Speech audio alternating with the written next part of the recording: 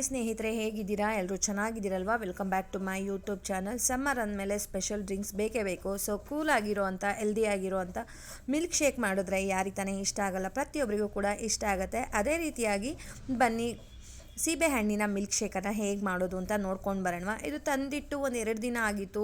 ಈ ಥರ ಹಿಂಗೆ ಸ್ವಲ್ಪ ಬಾಡ್ದಂಗೆ ಆಗಿತ್ತು. ಪರವಾಗಿಲ್ಲ ಅಂತ ಹೇಳ್ಬಿಟ್ಟು ಇದನ್ನು ಹಾಗೆ ತಿನ್ನೋಕ್ಕಾಗಲ್ಲ ಅಂತ ಹೇಳ್ಬಿಟ್ಟು ಮಿಲ್ಕ್ ಶೇಕ್ ಮಾಡ್ತಾ ಇದ್ದೀನಿ.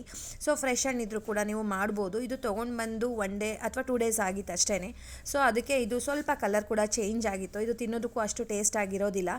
ಮಿಲ್ಕ್ ಶೇಕ್ ಮಾಡಿದ್ರೆ ಮಕ್ಕಳು ಎಲ್ಲ ತುಂಬ ಇಷ್ಟಪಟ್ಟು ಕುಡಿತಾರೆ, ಅದಕ್ಕೋಸ್ಕರ ಮಾಡ್ತಾಯಿದ್ದೀನಿ. ಸುಮಾರು ಒಂದು 2 ರಿಂದ 3 ಸೀಬೆಹಣ್ಣನ್ನು ತೊಗೊಂಡಿದ್ದೀನಿ.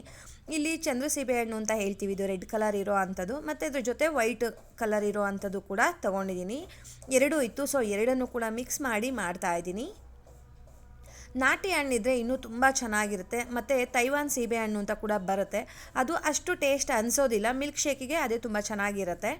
ನೋಡಿ, ಈ ರೀತಿಯಾಗಿ ಕಟ್ ಮಾಡಿ ಇಟ್ಕೊಂಡಿದ್ದೀನಿ. 1 ಚಂದ್ರ ಸೀಬೆಹಣ್ಣು ತೊಗೊಂಡಿದ್ದೀನಿ, 2 ವೈಟ್ ಕಲರ್ ಇರೋವಂಥ ಮಾಮೂಲು ಸೀಬೆಹಣ್ಣನ್ನು ತೊಗೊಂಡಿದ್ದೀನಿ. ನೀವು ಯಾವ್ದು ಬೇಕಾದರೂ ತೊಗೊಳ್ಬೋದು. ಚಿಟಿಕೆ ಉಪ್ಪು, ಒಂದು 3 ರಿಂದ 4 ಸ್ಪೂನಷ್ಟು ಸಕ್ಕರೆ ತೊಗೊಂಡಿದ್ದೀನಿ. ನಾನು ಇಷ್ಟನ್ನು ಕೂಡ ಹಾಕೋದಿಲ್ಲ.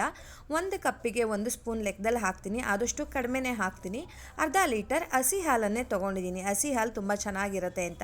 ಇವಾಗ ಪ್ರತಿಯೊಂದನ್ನು ಕೂಡ ಜ್ಯೂಸರ್ ಜಾರ್ ಇತ್ತು ಅಂತ ಹೇಳಿದ್ರೆ ನೀವು ಅದಕ್ಕೆ ಹಾಕ್ಕೊಳ್ಬೋದು. ನೋಡಿ, ಇನ್ನೂ ಕೂಡ ಸಕ್ಕರೆ ಉಳಿಸಿದ್ದೀನಿ.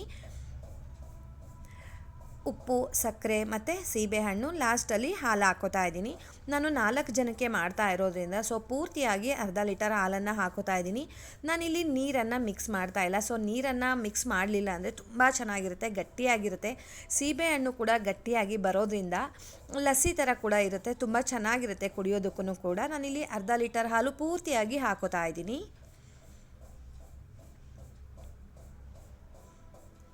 ಸಮ್ಮರಲ್ಲಿ ಆದಷ್ಟು ಊಟ ತಿನ್ನಬೇಕು ಅಂತ ಅನಿಸೋದಿಲ್ಲ. ಸೊ ಈ ರೀತಿಯಾಗಿ ಮಿಲ್ಕ್ ಶೇಕ್ ಆಗ್ಬೋದು, ಜ್ಯೂಸನ್ನು ಆಗ್ಬೋದು ಮಾಡ್ಕೊಂಡು ಕುಡಿತಾ ಇದ್ದರೆ ಆರೋಗ್ಯಕ್ಕೂ ಕೂಡ ತುಂಬ ಒಳ್ಳೆಯದು. ನೋಡಿ, ಈಗ ಮಿಕ್ಸಿ ಮಾಡ್ಕೊಂಡು ಬಂದಿದ್ದೀನಿ.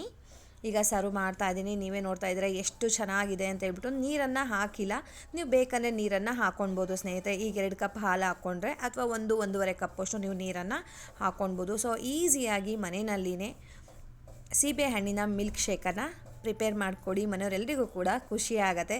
ಸೊ ಅದೇ ರೀತಿಯಾಗಿ ಯಾರಿಗೆಲ್ಲ ಈ ಒಂದು ರೆಸಿಪಿ ಇಷ್ಟ ಆಯಿತು, ಮಿಸ್ ಮಾಡಿದೆ ನನಗೆ ಕಮೆಂಟ್ ಮಾಡಿ, ಯಾರೆಲ್ಲ ಟ್ರೈ ಮಾಡ್ತೀರಾ ಅಂತ. ಸೊ ಇಷ್ಟ ಆಗಿದ್ರೆ ನಿಮ್ಮ ಫ್ಯಾಮಿಲಿ ಮೆಂಬರ್ಸ್ಗಾಗ್ಬೋದು, ಫ್ರೆಂಡ್ಸ್ ಸರ್ಕಲಿಗಾಗ್ಬೋದು ಶೇರ್ ಮಾಡೋದನ್ನು ಮರಿಬೇಡಿ. ಯಾರೆಲ್ಲ ಟ್ರೈ ಮಾಡ್ತೀರಾ ಕಮೆಂಟ್ ಮಾಡೋದನ್ನು ಕೂಡ ಮರಿಬೇಡಿ ಸ್ನೇಹಿತರೆ. ಹೋಗಿ ಬರಲಾ? ಬಾಯ್ ಸ್ನೇಹಿತರೆ, ನಮಸ್ತೆ.